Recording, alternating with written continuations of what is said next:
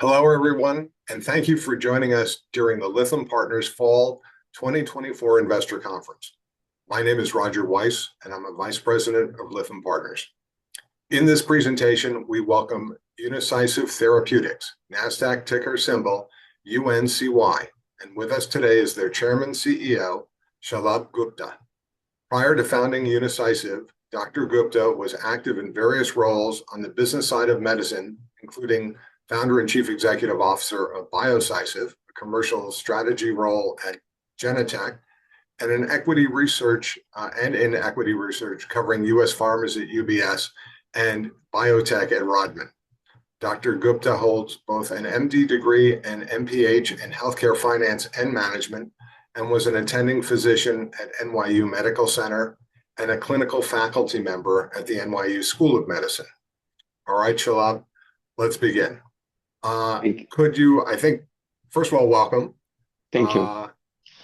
Could you tell us a little bit about yourself and why you switched from being a practicing physician to wanting to run a biotech company? Thank you, Roger. Thank you for having me, and thank you for this opportunity.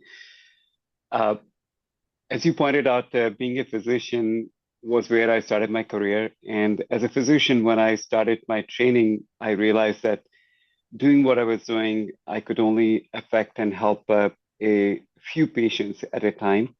If you see X number of patients per day, you can get to a few hundred patients a month, perhaps a few thousand patients a year. But the opportunity with doing what we do today here is that mindset of being able to make an impact has not gone away. Now the ability to impact millions of people, just not in the US, but also globally, is there. That is core to my heart.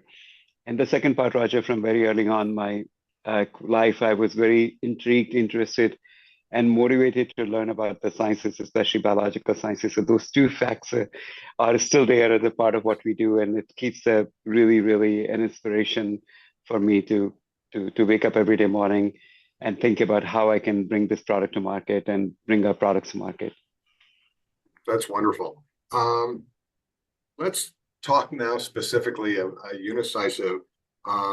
It's a company focused on kidney health and renal disease.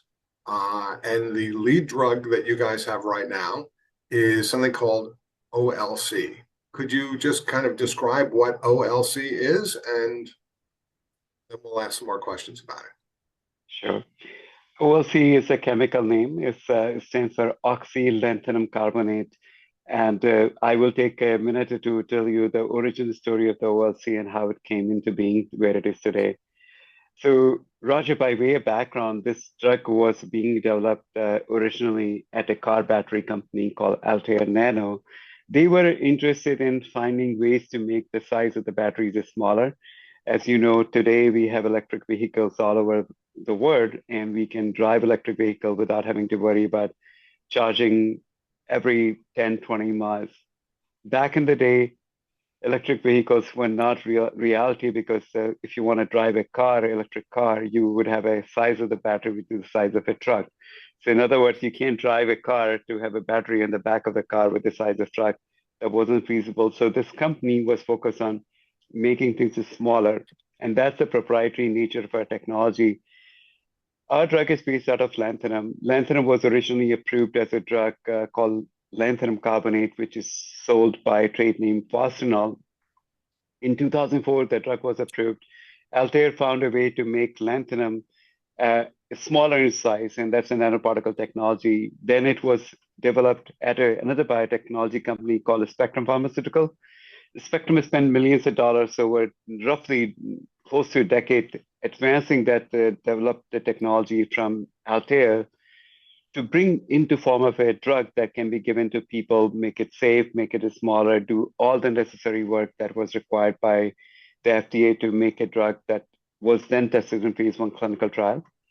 And in 2018, I acquired the drug, and that became the genesis of Unicycive lead drug. We went to FDA in 2019 and made the case to the agency that approved drug was a version of lanthanum. Our drug is a version of lanthanum. The active ingredient, which is the component that actually does the work to lower the phosphate is similar. So FDA agreed with our viewpoint and they gave us a 505(b)(2) regulatory pathway, and I can talk more about it as we go forward. But that is the basis.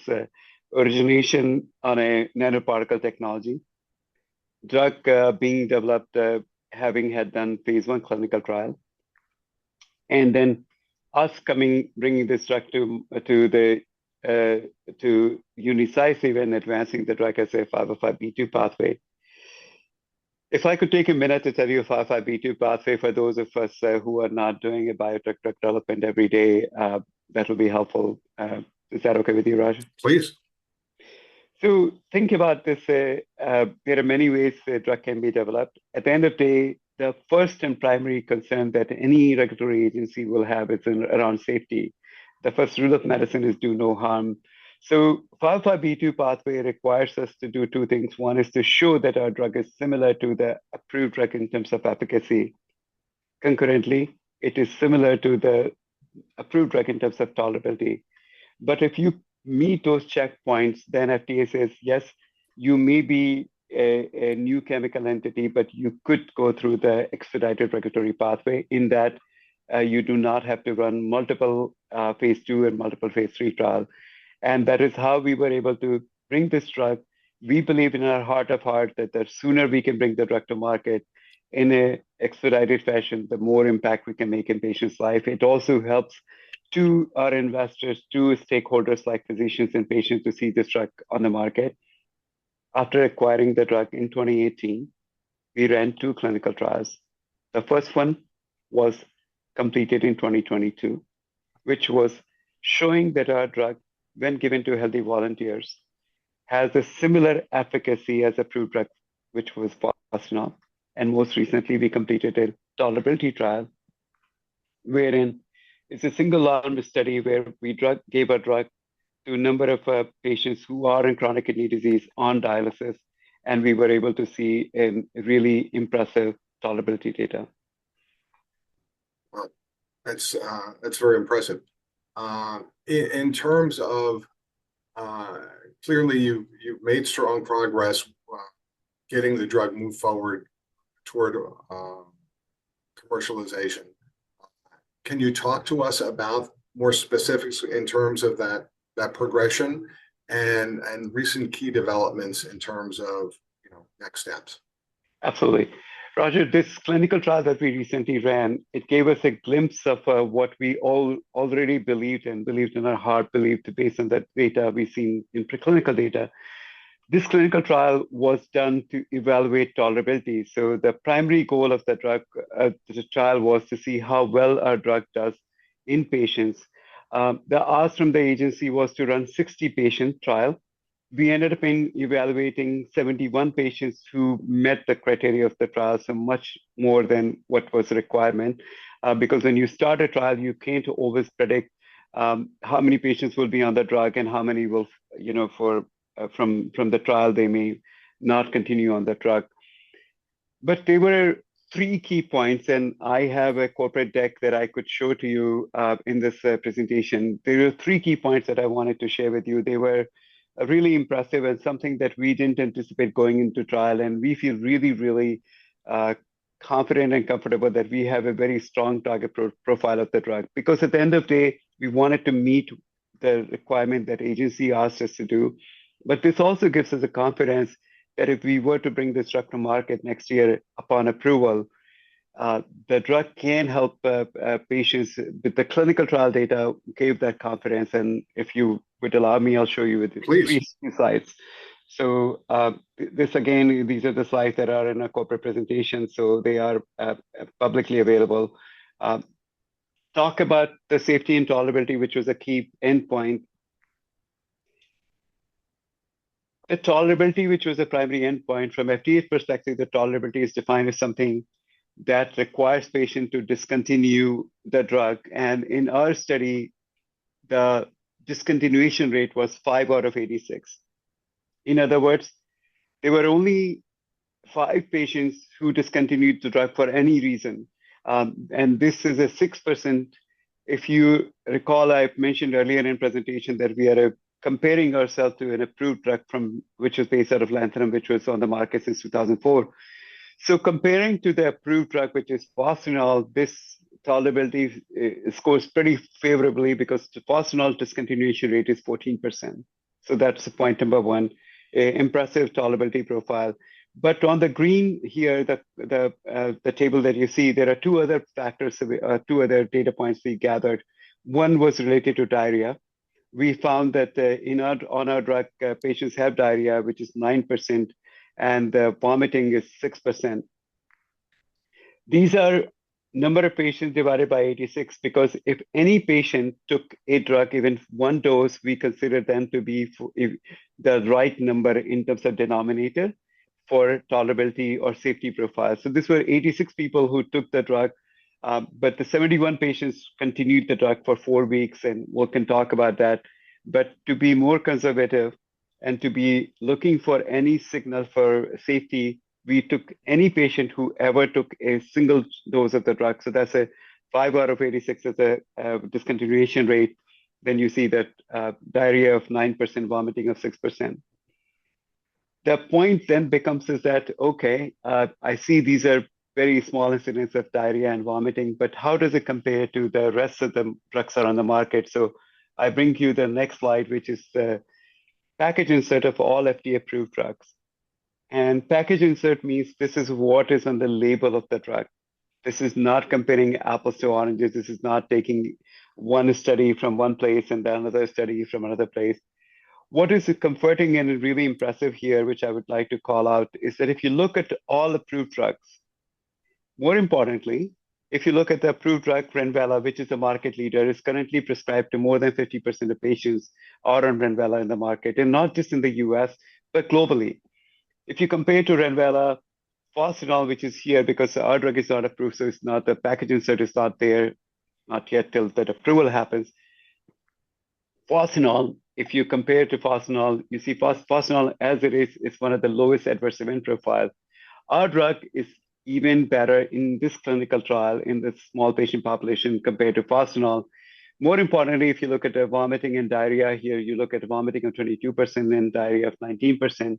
And if I go back to the slide, you see the rates of incidence is less than half than the leading drug that is on the market. And we see no other side effect profile. So we were very pleased with that. Moving on, in the interest of time, the second, so I said 3 important points. The first one is tolerability and the adverse event profile. The second one is efficacy. These patients were on any drug that was determined to be effective or suitable for these patients by their treating nephrologists, by their treating physicians. They had to be on these drugs for at least 6 months in order for them to be enrolled into the trial. When they got into the trial, they were able to, these physicians were able to bring their phosphate level to the target level, which is 5.5 milligram per deciliter or lower, in only 60% of patients. After 6 weeks of titration, we were able to move that needle from 60% to 90% efficacy. That to us was impressive. The 60% data or 59% data of efficacy that you see is the standard. In other words, this is not an anomaly. This is what we observe when you look at the historical data that is currently available. And this is not a data which is a 1 year, 1 quarter, but it's several years data that shows that we are not able to achieve the goal, what we would like to see. And in some of the presentations, we have talked about the pill burden. The primary problem is that if you continue to increase the dose, patients either do not take the drug because you're asking them to take 15 pills a day, or in some cases, they have adverse event profile that require them to just discontinue it. For example, the recently approved drug Xphozah is effective in some patients, but when you go give the drug, it also has an adverse event profile of diarrhea.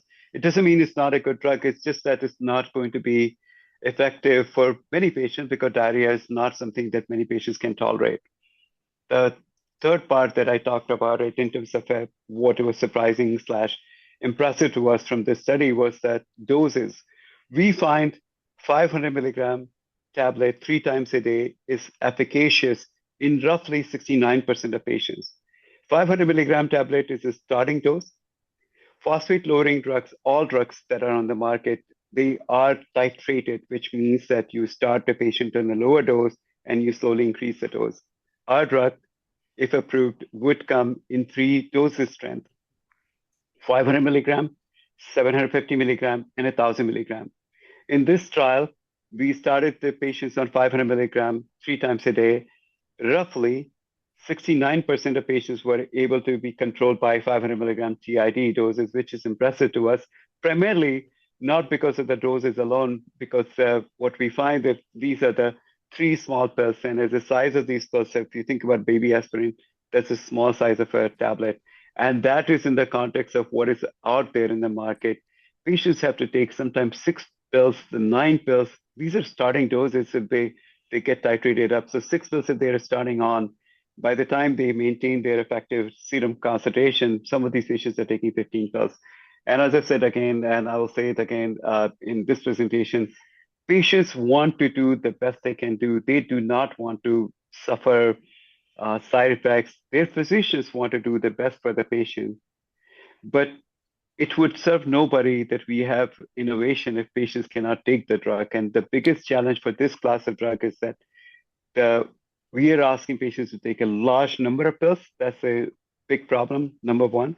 Or if they're not large number of pills, that's a large pills in size. And the second part that I mentioned, these large size pills we are asking patients to chew them. And many of these patients are many pills a day. And we are asking them to chew the pills along with their meal, right after their meal. And these pills taste horrible. If patients are to chew this pill one day, 1 week, I understand that they can do it, they could do it. But we're asking these patients to chew these pills for the rest of their life. And therefore, it becomes difficult for them to pursue it. So those are the challenges. And I wanted to bring these slides up because these are in corporate presentation. This is publicly available deck under the IR section of our corporate website. But you see the point what I was sharing with you. These are the impressive data points that we found from the clinical trial.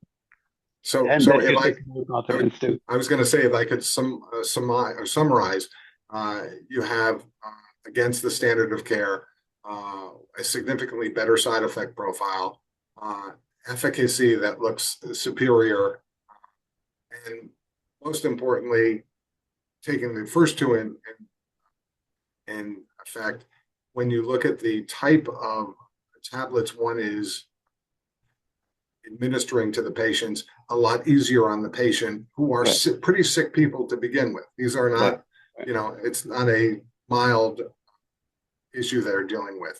So all three together really provide you guys with a lot of firepower. Where do you sit in terms of gaining approval for OLC, and how do you look at that now? Right. So we filed a drug for new drug application, which is the last step in the process of drug development. NDA allows agency, the FDA, to review the data package in totality. Typically, they take a couple of months to get back to us. We expect to hear back from the FDA by early November, which will then give us a timeline for approval. We expect an approval process that will get us approval sometime mid next year.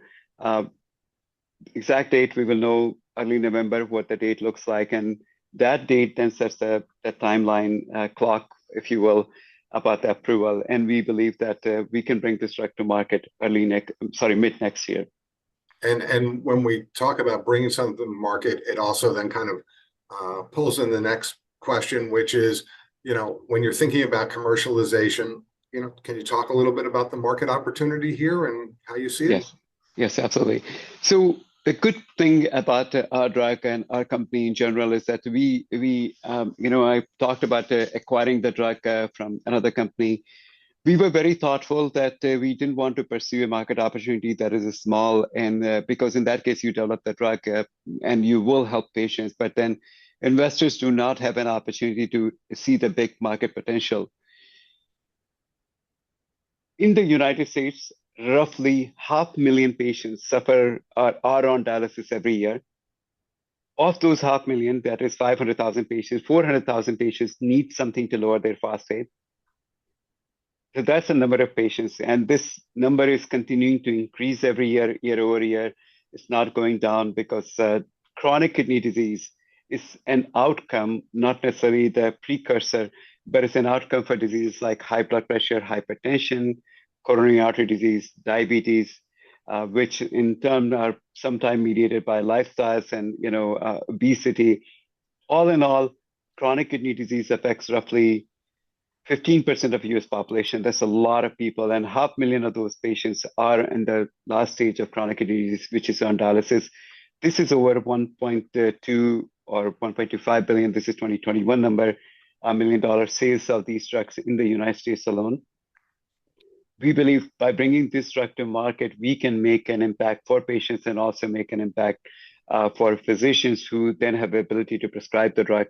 Launching a drug is not easy, and we do not want to take that as for granted. But there are some unique circumstances which gave us a chance to be able to bring this drug to market with a very relatively straightforward and smaller sales force. Very good. I know we've spent a lot of time talking about OLC.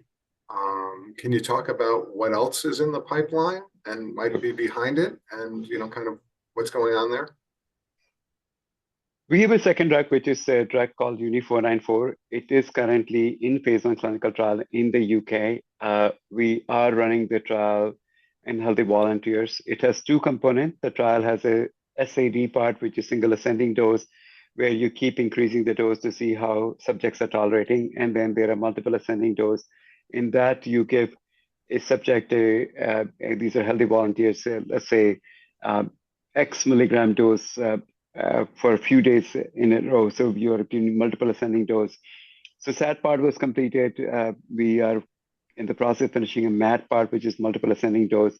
This drug has already got a FDA orphan disease designation for treatment of DGF, which is a disease category in patients who undergo transplant, kidney transplant. All in all, there is an exciting part for us in 2025 when we plan to bring the drug and pursue potential second phase 2 clinical trial. Very good. Let me just switch a little bit from the clinical side to the financial side. You've raised money with some phenomenal healthcare investment shops. Where do you sit from a balance sheet perspective? Kind of what do you need going forward? Yeah, I'll talk about cash and I'll talk about our investment. I wanted to talk about a philosophy that the company had from very beginning. We know that it is not easy to develop a drug. It is not easy to launch a drug, but we have currently 16 full-time employees as of the time of the filing the drug for NDA. And those who are in the industry, they know that filing a drug for a new drug application, it's a monumental task. We were able to do with 16 people, not because we are just so great, because we know that every day we are laser focused in what we need to do and things that we can work with the collaborators outside Unicycive. We work with them, and we would not be able to do it with 16 full-time employees. So I do not want you to feel that is the only thing we talk about. But the part is that launching a drug like this, it is again a monumental task, and we reported $41.8 million or $42 million, roughly speaking, by the end of Q2. We have enough money from here to approval.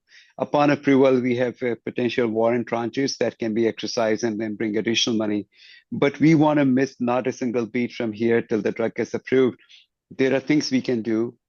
There are things we are doing which are required to create awareness about the drug. We are doing multiple advisory board, ad board, by bringing the drug, the clinical trial data, bringing it to physicians' attention by doing virtual as well as in-person advisory board. We are presenting our data in clinical science meetings. We are working on publications. So our drug should be a much better known entity by the time drug gets approved. And concurrently, we are also adding slowly a few people to our team in-house and also collaborating outside. One unique thing that I want to emphasize about launching a drug like this, you can launch a drug, a small company can launch a drug. I never said it's a slam dunk, but I will also say it's achievable endpoint, because there are roughly 7,000 physicians who prescribe this drug, this class of drug. These are nephrologists. And if you look at all the prescriptions that have been prescribed in last 10 plus years, you can segregate them into decile. The 80% of prescriptions for this entire class of drug is prescribed by roughly 2,500 physicians. So when you think about that, these are 2,500 physicians. And if you have a sales force size of, say, 30 sales force to 60 sales force sales rep, you can address that market. The goal is to get to as many people as possible, but the most important part is that we understand who prescribes this drug. We have had relationship with some of the physicians in the past. This is the time to be able to get out there and be able to create awareness, and that's our intention. And also think about not just the physician prescriber, but also talk to the payers, talk to the patient support group, and be able to understand what are the ways we can bring this drug to patients who need it most, give a chance for physician to prescribe it the most efficient manner, and take away the friction that gets on the way sometime in launching a new drug. So we are really excited to be working on this, and my entire team is focused every day. We think about how best we can serve our patients and also understand the reimbursement landscape. Roger, this may not be the time here, but there is a potential sea change coming in reimbursement, which could be very beneficial for Unicycive and OLC upon approval, because Medicare is in the process of changing some reimbursement landscape. Got it. Well, we are getting close to the end of our time. If we could move forward, how should we think about what the upcoming milestones are for you, and watch you as you plow ahead? Absolutely. This is a very interesting and exciting time for us. We have filed an NDA. We expect to hear back from FDA early November. That sets the clock for approval. So early November is first milestone, if you will. Prior to that, we are working on getting into scientific meetings. So American Society of Nephrology is coming up, which is a latter part of October, just a month plus from now. That will give the chance for us to be able to talk to physicians about what they think about the opportunity as well as the challenges. So we want to keep our eyes and ears to the customers, and we've talked in many different places. Payers are a customer that you want to understand how payers think about our drug. So there is a lot of work we are doing. October is the American Society of Nephrology meeting, and November is a potential feedback from the FDA regarding PDUFA date. Then we finish our clinical trials in the second drug. We think about the second drug and running a phase 2 clinical trial. There is a lot of momentum here. There is a lot of excitement, and there is a changes in reimbursement environment. And if that happens in January of 2025, that will give us a guidance in terms of how should we think about approaching payers. And it could be that there is a change happening in January 1, 2025. It could be it takes a little longer. And this is up to CMS, which stands for Center for Medicare and Medicaid Services. So we have eyes and ears in all these various parts. We are excited. We have the necessary resources. I talked about a number of employees to tell you that we remain very focused. And we do not. Just because it's easy, it doesn't mean that you take it for granted. Just because it's something we believe in our heart, we can do it. We can do our very best efforts. So we are very focused on launching the drug while advancing our second drug and maintaining a continuous dialogue with the stakeholders, physician, patients, as well as healthcare programs and healthcare plans and the government, both on the reimbursement side as well as the regulatory side. So it's a really busy time, but also really exciting times for us. Well, given the fact that you've got so much on your plate, we really appreciate you having taken the time to sit with us today and talk about it and tell us a lot about any other thoughts for a closing statement or anything before we finish up? If I could say to the investors, those who are out there who have spent their time to listen to this presentation, thank you for believing in us. Thank you for giving the chance to bring this drug to market. We are very excited. We are very, very motivated and laser focused in advancing our lead drug while thinking about our other pipeline program. And we think they are really, really exciting times ahead, not only for us as a company, but for you as an investor, also for patients and physicians who all are excited to see this drug come into the market and help change the landscape. Thank you for giving me this opportunity. No, thank you very much.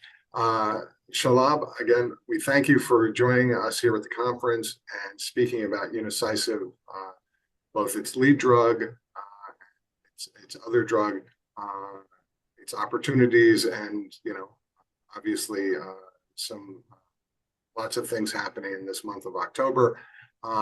Please note that Unicycive's management will be participating in one-on-ones during the conference. If you've not already signed up, for those who are watching this, please go to www.lythampartners.com/fall2024 and register for a meeting. We hope you are enjoying this video and the conference, and thank you. Thank you so much, Roger. Thank you for Lytham Partners giving us the opportunity. Appreciate it. Thank you.